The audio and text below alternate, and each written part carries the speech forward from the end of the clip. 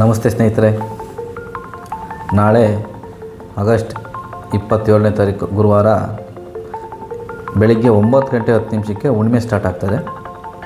ಶುಕ್ರವಾರ ಬೆಳಿಗ್ಗೆ 9 ಗಂಟೆ 50 ನಿಮಿಷವರೆಗೂ ಇರುತ್ತೆ. ಸ್ನೇಹಿತರೆ, ಯಾರ್ಯಾರು ನಮ್ಮ ಚಾನಲ್ ನೋಡಿಸ್ತಾ ಇದ್ದೀರಾ, RV ನೀಮ್ರ ವಾಸ್ತು ಚಾನಲ್ಗೆ ಸ್ವಾಗತ. ಸ್ನೇಹಿತರೆ, ಇಷ್ಟು ದಿನ ಇನ್ನೂ ಯಾರು ನಮ್ಮ ಚಾನಲ್ನ ನೋಡ್ದಲೇ ಸಬ್ಸ್ಕ್ರೈಬ್ ಮಾಡ್ದಲೇ ನೋಡ್ತಾ ಇದ್ದೀರಾ, ಅವರೆಲ್ಲ ನಮ್ಮ ಚಾನಲ್ನ ಸಬ್ಸ್ಕ್ರೈಬ್ ಮಾಡ್ಕೊಳ್ಳಿ ಅಂತ ಕೇಳ್ತಾಯಿದ್ದೀನಿ. ಇವತ್ತಿನ ವಿಷಯ, ನಾಳೆ ಹುಣ್ಣಿಮೆ ಇದೆ, ಶ್ರಾವಣ ಹುಣ್ಣಿಮೆ, ಮತ್ತು ನೆಕ್ಸ್ಟ್ ಡೇ ರಾಖಿ ಬರ್ತಾಯಿದೆ, ರಾಖಿ ಹಬ್ಬ. ಸೊ ಈ ಹುಣ್ಣಿಮೆ ದಿನ ಏನನ್ನು ಮಾಡಬೇಕು, ಏನನ್ನು ಮಾಡಬಾರದು ಎಂಬುದರ ಬಗ್ಗೆ ಇವತ್ತಿನ ದಿನ ಮಾತಾಡೋಣ. ಸ್ನೇಹಿತರೆ, ಹೀಗೆ ನಾನು ಒಬ್ಬರು ಮನೆಗೆ ಹಿಂಗೆ ವಾಸ್ತು ವಿಸಿಟ್ಗೆ ಅಂತ ಹೋಗಿದ್ದೆ. ಹುಣ್ಣಿಮೆ ದಿನ ಒಂದು ಏರ್ ಕಟ್ ಬಂದಿದ್ರು. ಅದೇನು ಕೋಇನ್ಸಿಡೆನ್ಸು, ವಾಸ್ತು ಇದನ್ನೋ ನಂಬಿಕೆನೋ ಗೊತ್ತಿಲ್ಲ. ಅವತ್ತು ಕಟ್ ಮಾಡಿ ಬಂದು ಮಾರನೇ ದಿವಸದಿಂದ ಸ್ವಲ್ಪ ಅವರ ಆರೋಗ್ಯದಲ್ಲಿ ಏರಿಳಿತ, ಒಂಥರ ಮನಸ್ಸಿಂದ ಇದೆಲ್ಲ ಆಗ್ತಾಯಿತ್ತು.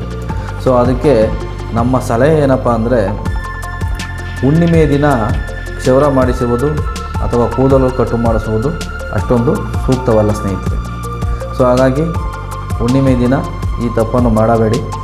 ಅದರಲ್ಲೂ 2, 11, 7, 20 ಈ ತಾರೀಕಿನಲ್ಲಿ ಜನಿಸಿದವರು ಯಾವುದೇ ಕಾರಣಕ್ಕೂ ಹುಣ್ಣಿಮೆ ದಿನ ಏರ್ ಕಟ್ಟು ಮಾಡಿಸಬೇಡಿ. ಏಕೆಂದರೆ ಹುಣ್ಣಿಮೆ ಚಂದ್ರಕಾರಕ, ಮನಸ್ಸಿನ ಕಾರಕ. ಸೊ ಹಾಗಾಗಿ ಮನಸ್ಸಿನ ಮೇಲೆ ತುಂಬ ಪ್ರಭಾವ ಬೀರುತ್ತದೆ.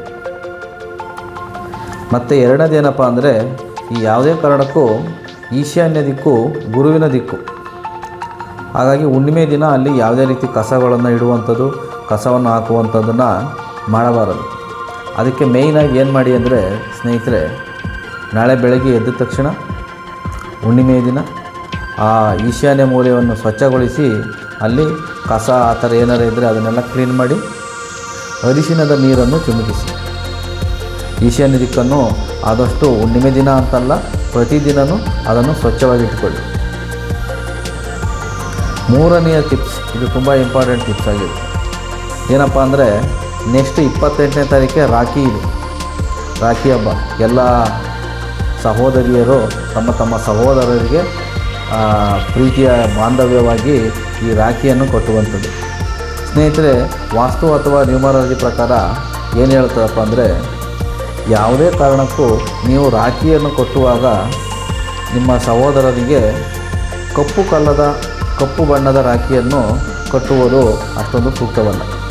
ಹಾಗೆ ಅವತ್ತಿನ ದಿನ ನಿಮ್ಮ ಸಹೋದರರಾಗಲಿ ಇಲ್ಲ ನೀವು ರಾಖಿ ಕಟ್ಟುವಂಥವರಾಗಲಿ ಸಹೋದರಿಯರು ಯಾವುದೇ ಕಾರಣಕ್ಕೂ ಈ ಕಪ್ಪು ಬಣ್ಣದ ಬಟ್ಟೆಯನ್ನು ಧರಿಸಬೇಡಿ. ಕಪ್ಪು ಬಣ್ಣದ ಬಟ್ಟೆಯನ್ನು ಧರಿಸಿ ಈ ರಾಖಿಯನ್ನು ಕಟ್ಟಬೇಡಿ.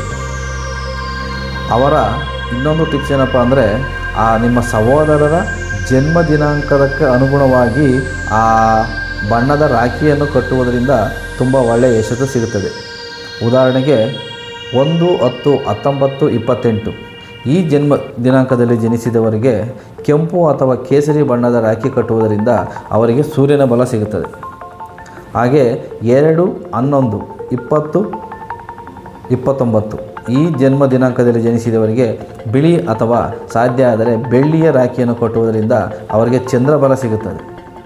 3, 12, 21, 30 ಈ ತಾರೀಕಿನಲ್ಲಿ ಜನಿಸಿದವರಿಗೆ ಹಳದಿ ಬಣ್ಣದ ರಾಖಿ ಕಟ್ಟುವುದರಿಂದ ಅವರಿಗೆ ಗುರುವಿನ ಬಲ ಸಿಗುತ್ತದೆ. ಸ್ನೇಹಿತರೆ, ಹೀಗೆ ಪ್ರತಿ ದಿನಾಂಕದ ಬಗ್ಗೆ ಮಾಹಿತಿ ಬೇಕು ಅಂದರೆ ನಿಮ್ಮ ಸಹೋದರರ ಡೇಟ್ ಆಫ್ ಬರ್ತನ್ನು ಕಮೆಂಟ್ ಬಾಕ್ಸಲ್ಲಿ ಹಾಕಿ ನಾನು ಅದನ್ನು ತಿಳಿಸ್ಕೊಡ್ತೀನಿ. ಸ್ನೇಹಿತರೆ, ಈಗ ಇದಕ್ಕೆಲ್ಲ ಏನು ಮಾಡಬೇಕಪ್ಪ ಅಂದರೆ, ನಾಳೆ ನೀವು ಪರಿಹಾರ ಏನು ಮಾಡ್ಕೋಬೇಕು ಅಂದರೆ, ಹುಣ್ಣಿಮೆ ದಿನ ಆ ಈಶಾನ್ಯ ಮೂಲೆಯನ್ನು ಸ್ವಚ್ಛ ಮಾಡಿ ಅರಿಶಿಣದ ನೀರನ್ನು ಹಾಕಿ, ಹಾಗೆ ಬೆಳಿಗ್ಗೆ ಅಥವಾ ಸಂಜೆ ನೀವು ಚಂದ್ರನನ್ನು ನೋಡಿದ ನಂತರ ಸಂಜೆ 11 ಬಾರಿ ಓಂ ಸೋಂ ಸೋಮಾಯ ನಮಃ ಎಂದು ಚಂದ್ರ ಮಂತ್ರವನ್ನು 11 ಬಾರಿ ಜಪಿಸುವುದರಿಂದ ತುಂಬ ಒಳ್ಳೆಯ ಎನರ್ಜಿ ಸಿಗುತ್ತೆ. ಮೂರನೇದಾಗಿ, ಚಂದ್ರನಿಗೆ ನೀವು ಅರ್ಘ್ಯವನ್ನು ಕೊಡುವುದು. ಹುಣ್ಣಿಮೆ ದಿನ, ಪ್ರತಿ ಹುಣ್ಣಿಮೆ ದಿನ ಕೊಟ್ಟರೂ ಆಗುತ್ತೆ, ನಾಳೆ ಮಾಡಿದ್ರೂ ಆಗುತ್ತೆ. ಪ್ರತಿ ಹುಣ್ಣಿಮೆ ದಿನ ಆ ಚಂದ್ರನಿಗೆ ಹಾಲನ್ನು ಅರ್ಘ್ಯವಾಗಿ ನೀಡುವುದು. ಹಾಲನ್ನು, ಸಕ್ಕರೆಯನ್ನು ನೈವೇದ್ಯವಾಗಿ ನೀಡುವುದರಿಂದ ತುಂಬ ಒಳ್ಳೆಯದಾಗುತ್ತೆ. ಬೆಳಗ್ಗೆ ನೀವು ಸ್ನಾನ ಮಾಡಬೇಕಾದ್ರೆ ಹುಣ್ಣಿಮೆ ದಿನ ಬೆಳ್ಳಿಯ ಕಾಯಿನ್ ಇದ್ದರೆ ಬೆಳ್ಳಿಯ ಕಾಯಿನನ್ನು ಅಥವಾ ಬೆಳ್ಳಿಯ ಒಂದು ವಸ್ತುವನ್ನು ನೀರಿಗೆ ಹಾಕಿ ಸ್ನಾನ ಮಾಡೋದರಿಂದ ತುಂಬ ಒಳ್ಳೆಯ ಎನರ್ಜಿ ಸಿಗುತ್ತೆ ಸ್ನೇಹಿತರೆ. ಈ ಟಿಪ್ಸ್ನ ಯೂಸ್ ಮಾಡ್ಕೊಳ್ಳಿ. ಎಲ್ಲರಿಗೂ ಒಳ್ಳೆಯದಾಗಲಿ. ಸರ್ವೇ ಜನ ಸುಖಿನೋ ಭವಂತು. ನಮ್ಮ ಚಾನಲ್ನ ಸಬ್ಸ್ಕ್ರೈಬ್ ಮಾಡ್ಕೊಳ್ಳೋದಲ್ಲ ಎಲ್ಲರೂ ಸಬ್ಸ್ಕ್ರೈಬ್ ಮಾಡ್ಕೊಳ್ಳಿ ಅಂತ ಕೇಳ್ತೀನಿ. ನಮಸ್ತೆ ಸ್ನೇಹಿತರೆ.